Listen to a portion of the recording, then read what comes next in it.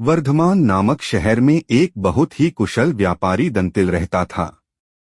राजा को उसकी क्षमताओं के बारे में पता था, जिसके चलते राजा ने उसे राज्य का प्रशासक बना दिया।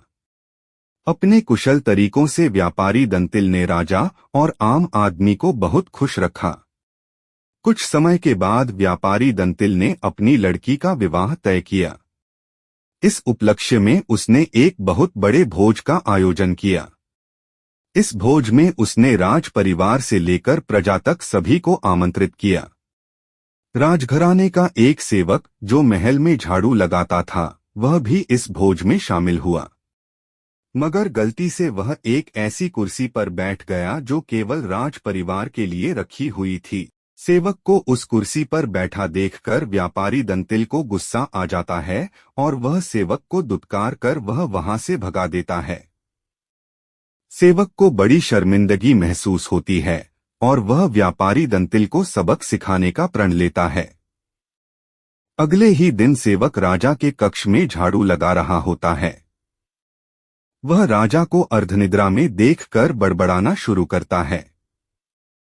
वह बोलता है, इस व्यापारी दंतिल की इतनी मजाल कि वह रानी के साथ दुर्व्यवहार करे। यह सुनकर राजा की नींद खुल जाती है और वह सेवक से पूछता है, क्या यह वाकई में सच है? क्या तुमने व्यापारी दंतिल को दुर्व्यवहार करते देखा है? सेवक तुरंत राजा के चरण पकड़ता है और बोलता है, मुझे माफ कर दीजिए, मैं कल रात को सो नहीं पाया। मेरी नींद पूरी नहीं होने के कारण कुछ भी बड़बड़ा रहा था। यह सुनकर राजा सेवक को कुछ नहीं बोलता, लेकिन उसके मन में शक पैदा हो जाता है। उसी दिन से राजा व्यापारी दंतिल के महल में निरंकुश घूमने पर पाबंदी लगा देता है और उसके अधिकार कम कर देता है। अगले दिन जब व्यापारी दंतिल महल में आता है तो उसे संतरियां रोक देते हैं। यह देखकर व्यापारी दंतिल बहुत आश्चर्यचकित होता है। तभी वहीं पर खड़ा हुआ सेवक मजे लेते हुए बोलता है, अरे संतरियों, जानते नहीं ये कौन हैं? ये बहुत प्रभावशाली व्यक्ति हैं जो तुम्हें बाहर भी फिंकवा सकते हैं। ठीक वैसे ही जैसा इन्होंने मेरे साथ अपने भोज में किया था। तनिक सावधान रहना। यह सुनते ही व्यापारी दंतिल को सारा माजरा समझ में आ जाता है। वह सेवक से माफी मांगता है और सेवक को अपने घर खाने पर बुलाता है। व्यापारी दंतिल सेवक की खूब आवभगत करता है। फिर वह बड़ी विनम्रता से भोज वाले दिन किए गए अपमान के लिए क्षमा मांगता है और बोलता है कि उसने जो भी किया गलत किया।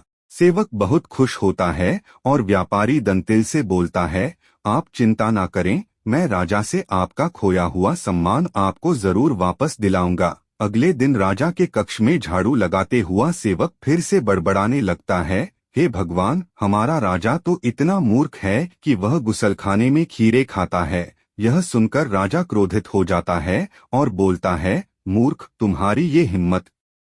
तुम अगर मेरे कक्ष के सेवक ना होते तो तुम्हें नौकरी से निकाल देता। सेवक फिर राजा के चरणों में गिर जाता है और दोबारा कभी ना बड़बड़ाने की कसम खाता है। राजा भी सोचता है कि जब यह मेरे बारे में इतनी गलत बातें बोल सकता है तो इसने व्यापारी दंतिल के बारे में भी गलत बोला होगा। राजा सोचता है कि उसने बेकार में व्यापारी दंतिल को दंड दिया। अगले ही दिन राजा व्यापारी दंतिल को महल में उसकी खोई प्रतिष्ठा वापस दिला देता है।